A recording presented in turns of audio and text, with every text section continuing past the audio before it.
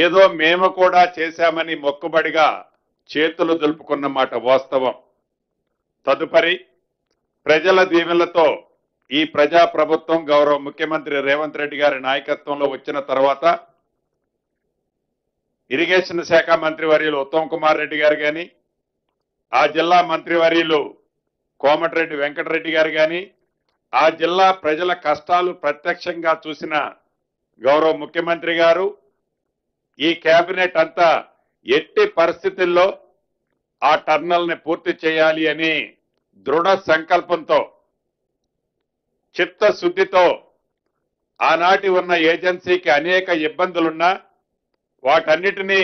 రాష్ట్ర ప్రభుత్వ పక్షాన పుషిచ్చి పని ముందుకు తీసుకెళ్లే సందర్భంలో దురదృష్టవశాత్తు ఇదే సంవత్సరం ఆ సొరంగ మార్గంలో అనుకోని పరిస్థితుల కారణంగా కొలాప్స్ అయి సుమారు 10-11 మంది చనిపోయిన సందర్భం కూడా మనం చూసాం. తదుపరి పరిపరి విధాలు ఆలోచించిన తర్వాత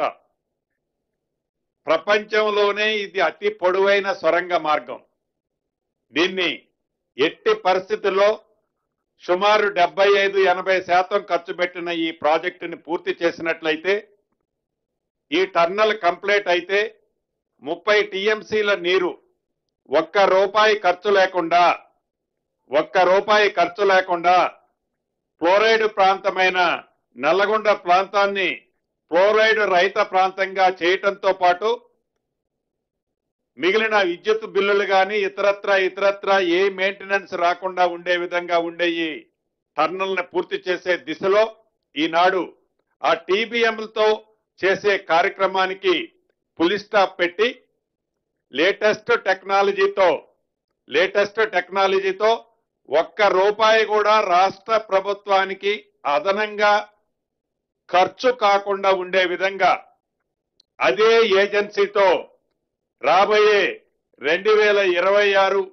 చివరి కానీ 2027 స్టార్టింగ్ లోపు ఈ ప్రాజెక్టుని పూర్తి చేయాలి అని ఈనాడు కేబినెట్ నిర్ణయించిందనేది ఈ వేదిక ద్వారా నల్లగొండ జిల్లా, ఉమ్మడి నల్లగొండ జిల్లా ప్రజలకి తెలియజేయటం జరుగుతుంది. అదే రకంగా స్థానిక సంస్థ ఎన్నికలకు సంబంధించిన అంశం గురించి ఏదైతే ఈనాడు చాలా సుదీర్ఘంగా దీని మీద కూడా చర్చ జరిగింది. ఆనరబుల్ హైకోర్టు ఇచ్చిన ఆదేశాల అనుసారము తర్వాత చిత్తశుద్ధితో బీసీ వర్గాలకు 42% ఇవ్వాలని ఈ రాష్ట్ర ప్రభుత్వ ఆలోచనల్ని ఇంప్లిమెంటేషన్ చేయాలని సుప్రీంకోర్టుకు కూడా ఈ రాష్ట్ర ప్రభుత్వం అప్పీల్ చేసిన తర్వాత అక్కడ సుప్రీంకోర్టు నుంచి వచ్చిన తీర్పుని ఆధారంగా మళ్ళీ హైకోర్టుకే రిఫర్ చేయడం జరిగింది. హైకోర్టులో వచ్చే నెల 3వ తారీఖు నాడు మళ్ళీ దీని మీద న్యాయస్థానం ముందుకి ఈ కేసు రానున్నది కాబట్టి 3వ తారీఖు వచ్చే న్యాయస్థానం మీదకి వచ్చిన తర్వాత ఆ డిబేట్ని బట్టి స్థానిక సంస్థ ఎన్నికల్ని నిర్ణయం తీసుకోవాలన్నది